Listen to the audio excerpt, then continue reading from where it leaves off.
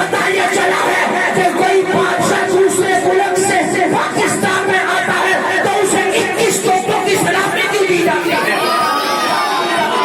سامنے سے نشان اس کا تعلق بھی علی سے ہے. اور سامنے سے نشان غور کرنا کہ علی کا ہوتا تھا شیر خدا جب کعبے کے اندر آئے تو دیوار پھٹ گئی.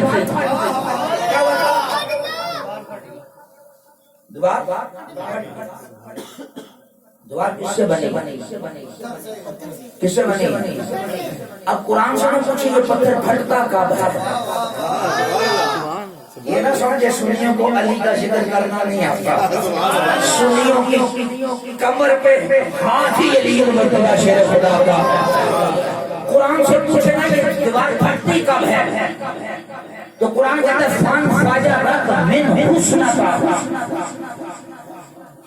یا تو اس پہ کسی نبی کا آسا لگے تب پھٹتا ہے. ٹھیک ہے یا دیوار یا پتھر اس وقت پھٹتا ہے. قرآن کہتا ہے کہ جب وہ اللہ کے خوف سے روئے تو پھر پھٹتا ہے. اب توجہ رکھنا. اور پھر جب موسیٰ علیہ السلام کی اللہ تعالیٰ سے دیدار کی نوبت کی شرارت پر پہنچی تو اللہ نے فرمایا ہم ایک نور کی جھلک جو ہے نا نور پہاڑ پہ ڈالتے ہیں. کس پہ ڈالتے ہیں؟ میں بنیاد بڑی خوبصورت ڈالنا چاہتا ہوں. اس پہ جو عمارت کھڑی ہوگی آپ کا ایمان تازہ ہو جائے گا. اور انشاءاللہ جب میں نے مائک چھوڑنا ہے نا تو آپ نے اللہ کے فضل و کرم سے مجھے کھڑے ہو کے ڈال دینی ہے. اب میں نے پوچھا ہے پتھر پھٹتا کب ہے؟ اس نے کہا یہ اللہ کے خوف سے پھٹتا ہے یا کسی نبی کا آسان سے پھر پھٹتا ہے. اب توجہ کرنا. یا تیسری وجہ کیا ہے؟ قرآن کہتا ہے جب موسیٰ نے کہا میں دیکھنا چاہتا ہوں اللہ نے فرمایا نہیں دیکھ سکتا. اصرار کیا. فرمایا پھر ہم دور پر اپنے نور کی ایک تجلی ڈالتے ہیں تو پھر اگر تم نے اس کو دیکھ لیا تو پھر مجھے بھی دیکھنے کی طاقت رکھ لے گا. جب نور کی ایک جھلک نور میں پڑی دور پہاڑ میں پھٹ گیا.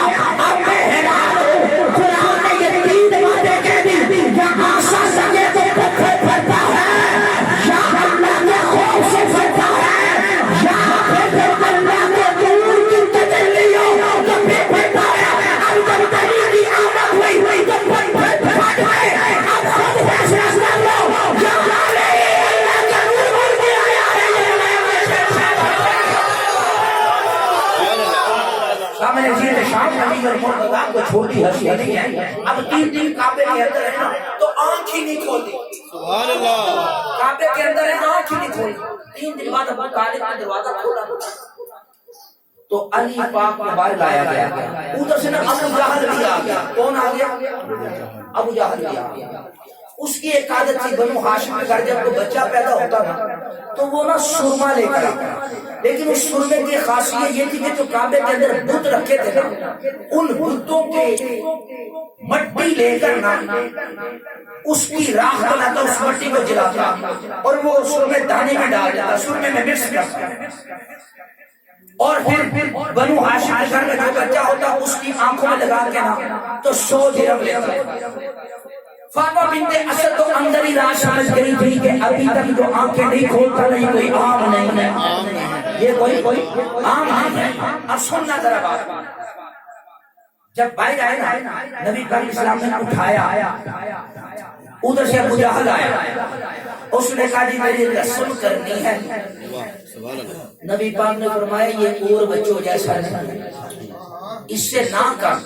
فاطمہ بنت اسد نے پوچھی بولی کہ تو جو رسم کرتا ہے کتنے لیتا ہے؟ انہوں نے 100 درہم. کہا ہم نے 200 دیتے لیکن اس کو سرما نہ ڈال. سبحان اللہ. وہ اپنی ضد پہ اڑا. انہوں نے کہا میں نے تو ڈالنا ہے میں چچا ہوں میری یہ رسم ہے.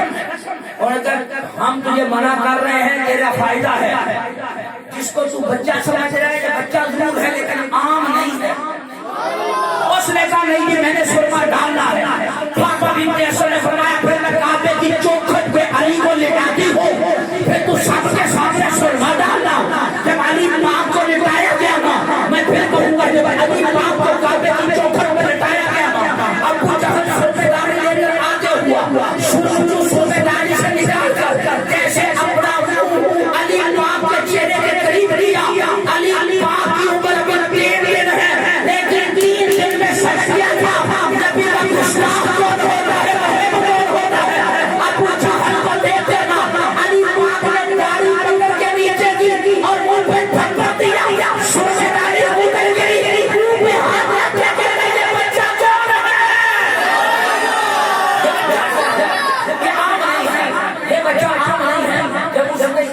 جو نا عام نہیں ہے. ہائے ہائے ہائے ہائے.